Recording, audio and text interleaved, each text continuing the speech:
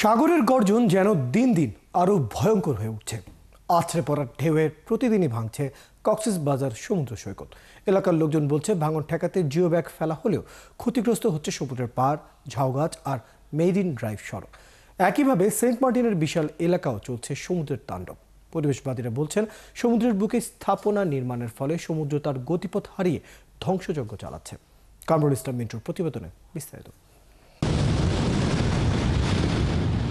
কলাতলি থেকে নাজিরা ট্রেক প্রায় ৩ কিলোমিটার জুড়ে চলছে ভাঙন। প্রতিদিনই উপড়ে পড়ছে ঝাউগাছ, ভেঙে যাচ্ছে বালিয়াড়ির পাড়। ভাঙন ঠেকাতে ফেলা হয়েছে জিও ব্যাগ, কিন্তু সাগরের বিশাল ঢেউয়ের সামনে তা যেন একেবারেই অসহায়। একটু কম ভেঙেছে, জিও ব্যাগ পালানোর কারণে মোটামুটি স্বস্তিতে ছিল। এখন দেখা যায় যে প্রচণ্ড পরিমাণ বাড়তেছে। দেখা যায় ২-১ দিন যদি এভাবে ভেঙতে থাকে তাহলে পুরা শিগাল পুরা বাগানে চলে যাবে। ঝাউ গাছ, হ্যাঁ, পরে নদীর পাড়টার, সাগরের পাড়টার এসব ভেঙে যেতে হবে। বস্তা দেওয়ার পরে মনে করেন বাগানটা তারপরে ভেঙে যাচ্ছে। এখন মনে করেন পানিটা অনেক বেশি, উচ্চতা বেশি হয়ে গেছে। শক্তপোক্ত বাঁধ দিয়া যদি খুব সুন্দরভাবে যদি বাইন্দা দেওয়া যায়, তাইলে হয়তো আশা করা যায় আগামী দিনগুলো হয়তো এই বাঁধের উপরে নির্ভর করে এই কক্সবাজার চলবে। জোয়ারের ধাক্কায় মেরিন ড্রাইভ সড়কটিও ভাঙনের শিকার। কোথাও কোথাও সড়কের অংশ সাগরে বিলীন হয়ে গেছে। পাশাপাশি সেন্ট মার্টিন দ্বীপেও শুরু হয়েছে ধস। যদি ভাঙে যায় আর পাশে আর বাড়ি।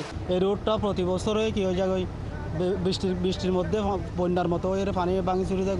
বললাম দিয়ে এই সিস্টেমগুলি তুলি হলে আইলে গণগণ ব্যক্তি খুশি থাকিব, কিন্তু পানিও না ভালাইব।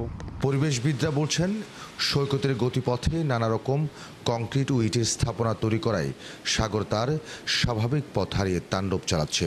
জেলা প্রশাসন বলছে, সাগরের তাণ্ডব থেকে সৈকত রক্ষায় তারা চেষ্টা করছেন।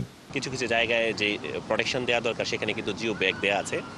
আর এই বর্ষাকালটা চলে গেলে সেখানে যদি আরো কোনো জায়গায় যদি কোনো ব্যবস্থা নিতে হয়, সেটা পরিবেশ ঠিক রেখে আমরা ব্যবস্থা নেওয়ার চিন্তা ভাবনা করবো ইনশাআল্লাহ। মেরিন ড্রাইভের সংস্কার কাজ শুরু হলেও সমুদ্র ভাঙন ঠেকাতে এখনও দৃশ্যমান কোনো কার্যকর ব্যবস্থা নেয়নি প্রশাসন। কামরুল ইসলাম মিন্টু, ৭১, কক্সবাজার।